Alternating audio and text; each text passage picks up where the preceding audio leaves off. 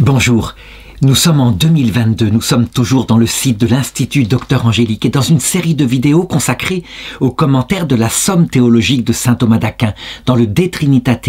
Nous sommes rendus à la question 31 qui est une question difficile parce que saint Thomas va essayer d'aborder toutes les objections qui pourraient arriver par rapport au monothéisme, à savoir est-ce qu'on peut parler véritablement de Trinité.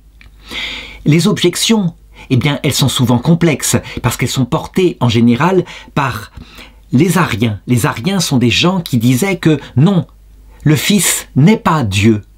Il est une créature de Dieu. Et eux, ils simplifiaient les choses en disant « Eh bien, il n'y a bien qu'un seul Dieu ». Ou alors les Sabéliens qui disaient « Tout ça, ce sont des façons de parler uniquement par rapport à notre intelligence ». Et donc, dans l'article 1 qui s'intitule « Y a-t-il une Trinité en Dieu ?» Voilà ce que va dire saint Thomas d'Aquin. Le champion, le meilleur champion, pour comprendre ce qui doit être tenu par la foi catholique, c'est sans conteste saint Athanase, un homme qui était archevêque d'Alexandrie et qui véritablement s'est battu pour maintenir la foi du Concile de Nicée et qui peut être résumé en quelques propositions qu'il faut tenir. D'abord, il n'y a qu'un seul Dieu, nous sommes monothéistes, et dans ce Dieu unique, il y a la Trinité des personnes qui sont différentes l'une de l'autre. Donc le Père n'est pas le Fils, et le Fils n'est pas le Saint-Esprit. Et pourtant, ils ont absolument la même nature, ils sont consubstantiels. Donc, ils ne forment pas trois dieux, mais un seul Dieu, avec une seule substance. Ce qu'il faut dire donc, c'est que dans ce Dieu unique, la Trinité signifie des personnes en tant que relation subsistante. Le Père, c'est celui d'où tout naît. Son Fils, c'est sa contemplation, identique par son essence parce que Dieu se connaît parfaitement. Il porte aussi le nom de Verbe, et le Saint-Esprit est leur amour mutuel. Il est spiré, je dirais comme un jaillissement du Père et du Saint-Esprit, l'un vers l'autre réciproquement. On l'appelle du nom de l'amour. Alors les objections principales, bien sûr, vont porter sur la simplicité de Dieu. Tout cela ne paraît pas simple. Et donc, les gens vont critiquer en disant manifestement, il y a un problème. Vous maintenez par votre raison que Dieu est simple, que tout en lui est identique à son essence, et en même temps, vous maintenez qu'il y a trois personnes en Dieu. Et donc, voici quelle est la première objection. Alors je ne promets pas de les prendre toutes, parce que certaines sont véritablement de l'ordre de l'argutie logique, mais j'essaierai d'en prendre quelques-unes. Alors donc, première objection, le mot Trinité n'est pas du tout dans l'Écriture, et de toute façon, même si on l'invente pour essayer d'expliquer avec des concepts tirés de la philosophie grecque, eh bien, ce nom-là s'attribuera soit à l'essence de Dieu, soit aux relations en Dieu. On ne peut pas l'attribuer à l'essence de Dieu, son essence éternelle, qui est identique à sa substance. Sinon, il faudrait dire que les trois personnes sont la Trinité. Par exemple, on attribue à la substance la bonté, et donc les trois personnes sont bonnes. Ça ne marche pas pour la Trinité. Le Père n'est pas la Trinité à lui tout seul, le Fils non plus, etc. Et puis, ça ne signifie pas non plus les relations, car il ne se construit pas dans la phrase comme un terme relatif. Il ne faut donc pas faire usage de ce terme à propos de Dieu. Alors, comment faut-il répondre? Nous avons bien été obligés en théologie de trouver un terme, je dirais générique quelque part, mais c'est notre manière de penser, pour signifier ce qu'il y avait de commun entre les trois personnes en Dieu. Et donc manifestement, ce mot Trinité ne signifie effectivement pas l'essence unique de Dieu. Mais au sens propre, ce terme signifie le nombre des personnes, donc des relations subsistantes qui existent en Dieu. Il y a donc le Père, qui est en fait la paternité subsistante en Dieu. Il y a le Fils, qui est donc la filiation subsistante et qui apparaît par mode de connaissance. Et il y a le Saint-Esprit, qui est l'amour subsistant en Dieu et qui apparaît par mode d'amour réciproque entre le Père et le Fils. Alors, deuxième objection qui pose problème, on attribuerait à Dieu un espèce de nom collectif, un peu comme si on disait la famille en partant du père, de la mère et des enfants. Et donc, en Dieu, ça ne peut pas aller puisque Dieu est unique. Alors, effectivement, ce nom n'est pas parfait, il ne faut donc pas le prendre univoquement, cela. Et les analogies métaphoriques qu'on donne avec la famille sont donc à prendre avec beaucoup de précaution. Cependant, à l'intérieur, ce qui est intéressant, c'est qu'il signifie d'abord l'unité de Dieu, puisqu'on utilise un seul mot pour désigner les trois personnes, et puis il signifie l'existence de trois hypostases, de trois personnes, hypostase étant le nom grec, pour signifier un sujet qui n'est pas un autre sujet. Donc, par rapport à notre manière de connaître, c'est tout à fait pratique. L'inconvénient, évidemment, c'est que ça aboutira à des représentations comme celle-là de la Trinité, par saint André Roublev, un peintre orthodoxe, et qui semble indiquer qu'il y aurait trois réelles personnes différentes, un peu comme je suis une personne différente, mon épouse et mes enfants. En réalité, ça encore, c'est une représentation, mais il faut lui donner sa légitimité puisque Dieu lui-même, quand il veut exprimer simplement par mode sensible sa Trinité, apparaît à Abraham sous forme de trois anges et Abraham se prosterne intuitivement, il sait qu'il y a un seul Dieu. Il l'appelle mon Seigneur. Et justement, c'est là le problème. Quand on parle de trine, ça veut dire qu'il y a triplicité, et donc trois vraies personnes différentes, qui ont chacune leur autonomie. D'ailleurs, on le voit, c'est le Verbe qui s'incarne, pas le Père, pas le Saint-Esprit. Donc chacun a un peu son activité propre. Donc, conclusion, disent les musulmans, vous croyez en trois dieux, vous n'êtes pas des monothéistes. La réponse est que à chaque fois, donc, au-delà de ce mot très pratique, parce que c'est notre manière de comprendre, il faut en revenir à la façon dont les trois personnes procèdent dans l'unique essence éternelle de Dieu. Et alors ils comprennent davantage, quand ils comprennent que, effectivement, l'activité, mais c'est entre guillemets, puisque là encore c'est une manière de parler, disons, l'activité de Dieu, identique à son essence éternellement, consiste à se connaître, qu'il se connaît parfaitement. Ça, ils peuvent le comprendre.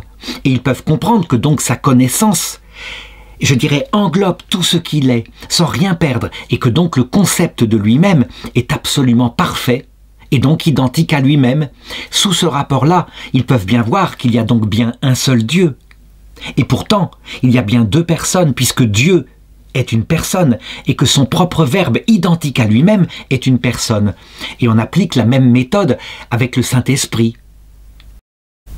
Le blocage alors des musulmans en particulier ne vient pas de la première partie de la démonstration, mais simplement de l'idée que ce concept de Dieu vraiment est identique à Dieu et donc il y a Dieu face à Dieu en Dieu. C'est là que, évidemment, c'est une révélation chrétienne, ils n'ont pas la grâce de la comprendre pour le moment, mais en tout cas, ils peuvent voir qu'elle n'est pas opposée à la raison. Et donc c'est là qu'intervient leur objection 4 que souvent ils ajoutent en disant « Ce qui se vérifie en Dieu se vérifie dans l'unité de la divine essence. Or, vous posez trois en Dieu. » Et donc, à ce moment-là, eh bien, si c'est dans l'unité de la divine essence, ça veut dire donc qu'il n'y a bien qu'un seul Dieu, et ce sont des façons de parler. Il n'y a pas trois personnes différentes en Dieu. Ou alors diront-ils, si vous admettez trois personnes, ça veut donc dire trois dieux obligatoirement. Un ne peut pas être égal à trois. Trois, ça signifie trois. La réponse, on le voit, elle est la même. Il faut en revenir, je dirais, à la contemplation première de ce que c'est que la vie en Dieu. Et je l'ai dit, on peut se servir éventuellement d'analogies métaphoriques. L'une des plus belles, c'est celle qu'on voit par exemple par le soleil, où on voit bien qu'il y a un seul soleil, avec son essence unique, et pourtant en lui, eh bien, je dirais, on peut identifier trois choses, à savoir les réactions nucléaires en lui, source de tout, et puis la lumière qui en émane, qui est analogue par métaphore au Fils, connaissance que le Père a de lui-même, et puis la chaleur qui pourrait être un peu comme le Saint-Esprit. Mais là encore, cette analogie, elle est pour ceux qui ne veulent pas en retourner à la contemplation de la, je dirais, propre, au sens analogie propre, la comparaison entre l'intelligence, entre l'esprit humain et l'esprit divin. C'est là qu'il y a la meilleure approche.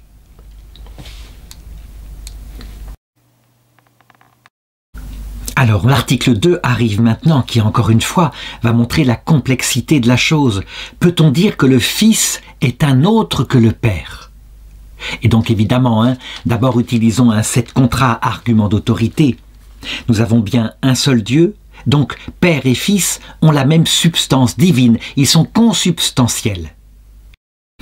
Et il y a en eux la différence suivante, qui est la même qu'entre celui qui connaît, le Père, et ce qui est connu, son Verbe. C'est donc une différence relative uniquement, mais en Dieu lui-même. Elle est donc éternelle, puisque le Père se connaît éternellement, et donc parfaite, puisque le Père se connaît parfaitement, ce qui indique que puisque le Père est évidemment une personne, à l'origine de tout, et par son effet, l'effet dans la création, on peut le deviner qu'il est intelligent, qu'il est volontaire. C'est donc que le Fils, qui lui est identique comme son concept parfait, est une personne. À partir de là, eh bien, on trouvera la solution aux objections que je vais traiter une par une. Je dirais que si on en revient toujours à ce que j'ai présenté, donc pour expliquer les trois personnes dans la Trinité, eh bien, après, en utilisant un langage avec précaution, il faut savoir que les mots, eh bien, forcément, les gens vont les prendre univoquement. Donc au lieu de prendre par analogie avec souplesse, ils peuvent en sortir des hérésies. Par exemple, toutes les hérésies que je vais citer ici viennent de l'emploi inconsidéré de mots, d'expressions qui sont elles-mêmes dans l'écriture et qui, en elles-mêmes, pourraient être effectivement interprétées. Par exemple, prenons l'hérésie d'Arius. Arius disait donc « le Fils est différent du Père, il est d'une autre nature que le Père ». Et d'ailleurs, il n'est pas Dieu, donc il le voyait comme un ange, première créature, ou alors comme un homme particulièrement saint. Et donc, pour éviter cela, il faut utiliser avec parcimonie le terme de diversité. Quand on dit le Père est autre que le Fils, il faut bien maintenir que leur substance est absolument identique et coéternelle. Alors certains, avec beaucoup de bonne volonté, pour bien dire à Arius « mais non, tu te trompes », eh bien, il y a deux personnes en Dieu, elles sont donc autres l'une que l'autre. Eh bien, attention, en poussant trop loin les feux, on pourrait arriver à dire que le Père est un Dieu, le Fils est un Dieu, et qu'il y a deux dieux qui ont procédé à la création. Ceci est manifestement une hérésie, donc il faut toujours maintenir.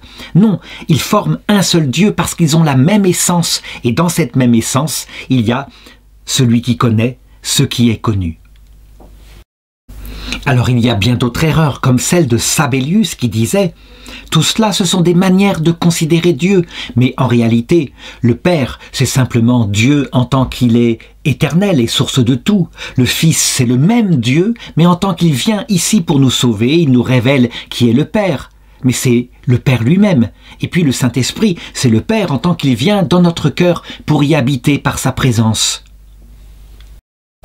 Donc là, il faut bien insister et mettre en avant les textes où il est marqué que effectivement le Fils prie le Père et donc qu'il est autre que le Père, mais attention sans pousser trop loin les feux, pour ne pas tomber dans l'idée qu'il y aurait encore une fois trois dieux, que nous ne serions plus monothéistes, et donc en revenir à ce que j'ai décrit sur les processions en Dieu.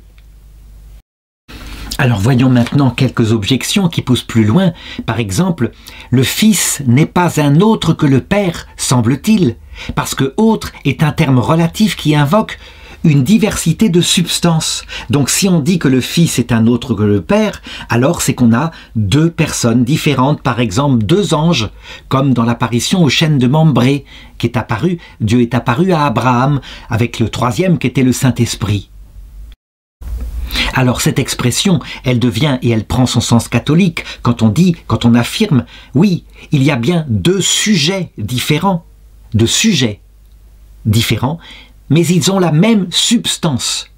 Et ce n'est pas une abstraction que cette substance, comme en nous partageons la même nature humaine, mais c'est une abstraction. En Dieu, c'est l'essence éternelle, et ils sont dans la même essence, donc un seul Dieu. Alors deuxième objection, si on dit que le Père est un sujet, une hypostase, une personne. Le Fils, un sujet, une hypostase, une personne, c'est synonyme. Hein? Et le Saint-Esprit, idem. Alors dans ce cas-là, eh bien, on a l'impression qu'on tombe véritablement dans un trithéisme. Il y aurait 3 dieux chez les chrétiens. Alors comment répondre à cela? Eh bien, encore une fois, en bien précisant que les personnes en Dieu, c'est pas comme en nous. C'est pas une substance individuelle comme ça, différente de l'autre. Ils ont la même substance. Vraiment. Et dans cette unique substance, eh bien, il y a des relations qui trouvent opposition. Le connu, le connaissant, ce qui aime, celui qui est l'amour, etc. Mais je n'insiste pas là-dessus, hein, je l'ai dit souvent, et il faut donc toujours y revenir. Le 3e article va se pencher maintenant sur le mot « seul » qui est utilisé pour parler de l'unique Dieu. Peut-on adjoindre le mot « seul » à un terme essentiel en Dieu? Donc je rappelle ce que c'est qu'un terme essentiel en Dieu, c'est tout ce que nous pouvons appliquer par mode d'éminence à Dieu en tant que Dieu unique, en tant que créateur. Par exemple, il est intelligent, il est bon, il est éternel, des choses comme cela. Et donc là, eh bien, saint Thomas d'Aquin utilise encore un argument d'autorité, la première épître à Timothée, au roi immortel des siècles, invisible, seul Dieu. Mais je dirais que, de fait, il n'y a pas besoin, je pense, d'utiliser un argument d'autorité. La question, encore une fois, est accessible à notre raison. Et donc ce que nous avons vu en théologie naturelle, donc par une découverte rationnelle de Dieu, nous permet d'atteindre cela. Oui, il n'y a qu'un seul Dieu. Alors, la réponse, hein, encore une fois, attention à l'ambiguïté des mots. Le mot « seul » peut avoir plusieurs sens en français. Ça peut être le Dieu solitaire, donc tout seul, abandonné, etc. Et ce mot-là ne peut absolument pas convenir à Dieu, puisque être solitaire ici, c'est un manque. Et Dieu est parfait par lui-même avec sa vie intime. Et sa vie intime, on le voit, elle n'implique pas une solitude, mais au contraire un jaillissement de vie intérieure. Le Père, le Fils et le Saint-Esprit. Par contre, l'autre nom peut signifier le Dieu unique. Le seul Dieu, c'est le Dieu unique. Quelqu'un qui n'a pas d'égal. Il n'y a pas d'autre Dieu comme lui qui soit infini, éternel, tout-puissant, créateur du monde. Et dans ce cas-là, ça convient tout à fait à Dieu. De même, on peut lui attribuer certaines qualités qui portent sur son essence en disant par exemple « Dieu seul est éternel ». Et c'est vrai, personne n'est, je dirais, c'est depuis toujours, c'est une façon de parler, mais n'est, simplement est celui qui est, personne d'autre. Les anges eux-mêmes sont créés, ils commencent d'exister à un moment donné. Donc, sous ce rapport-là, on peut dire aussi que Dieu seul est Père, en ce sens que nous sommes Pères, mais c'est une paternité participée qui nous a communiqué et qui vient de sa seule paternité qui ne touche pas simplement à la communication d'une vie, mais carrément à la création de notre être. C'est Dieu qui crée l'âme spirituelle des bébés à partir de rien. De même, quand Jésus dit « Dieu seul est bon », eh bien, ça ne veut pas dire qu'il n'y a pas en nous quelque bonté, mais Dieu seul est identique à la notion même de bonté. Et nous ne sommes que des bontés participées. Alors quelques objections, et la première qui est très simple, hein, au dire du philosophe, celui qui est seul, abandonné, n'est pas avec un autre, et donc il est tout seul, errant. Or, Dieu n'est absolument pas seul, puisque l'objection Dieu dit que Dieu est avec les anges et les âmes des saints. Donc ce mot-là ne peut pas convenir à Dieu. La réponse, c'est que, même si, d'abord, les anges et les saints ne sont pas depuis toute éternité avec Dieu, mais même s'ils étaient de toute éternité avec Dieu, ils sont d'une nature tellement différente que on pourrait dire, sous ce rapport-là, que Dieu est seul. De même que, par exemple, si nous vivons dans une pièce avec des vers de terre, ça ne veut pas dire que nous sommes en présence d'êtres qui nous comblent par leur présence. Ça n'a pas de rapport. Donc, c'est une autre façon qu'on peut dire que Dieu n'est pas seul à cause de sa vie intime qui implique des relations interpersonnelles en lui, Père, Fils et Saint-Esprit. Alors une deuxième objection, encore un problème de langage. Ce qu'on peut attribuer normalement à l'essence divine peut s'attribuer aux toutes les personnes, puisqu'elles partagent toutes en commun l'essence divine. Par exemple, si on dit Dieu est bon, qu'on vise l'essence unique de Dieu, on peut dire le Père est bon, le Fils est bon, le Saint-Esprit est bon. Ça leur va aussi. Et donc si on peut attribuer le mot seul, il y a un seul Dieu, alors on devrait pouvoir dire le Père est le seul Dieu, le Fils est le seul Dieu, le Saint-Esprit est le seul Dieu. Donc, réponse à cela, hein. Attention, là encore, il pourrait y avoir hérésie, parce que les personnes dans la Trinité sont effectivement trois. Et donc dire le Père est le seul Dieu, ça pourrait consister à dire que le Fils n'est pas Dieu, ni le Saint-Esprit, ce qui manifestement est faux. Donc, il vaudrait mieux dire le Père, le Fils et le Saint-Esprit sont le seul Dieu. Là, il n'y a pas d'ambiguïté. De même, il faut dire le Père est Dieu, le Fils est Dieu, le Saint-Esprit est Dieu.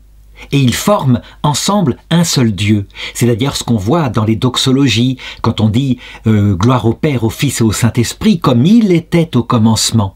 On utilise un mot singulier, comme le fit Abraham lorsqu'il vit les trois anges, qui étaient en fait la présence de la Trinité pour la première fois dans le monde visible. Vient l'objection 4, qui demande est-ce qu'on peut ajouter un terme exclusif à un nom personnel? Et pourquoi est-ce que cette question est posée? Simplement à cause de ce que dit Jésus dans l'évangile selon saint Jean. Il est dit ceci en Jean chapitre 17 verset 3, pour qu'ils te connaissent, toi, le seul vrai Dieu. Et Jésus s'adresse à son Père. Donc manifestement, seul le Père est Dieu. Et si Jésus l'emploie, on peut tout de même pas dire que Jésus est hérétique.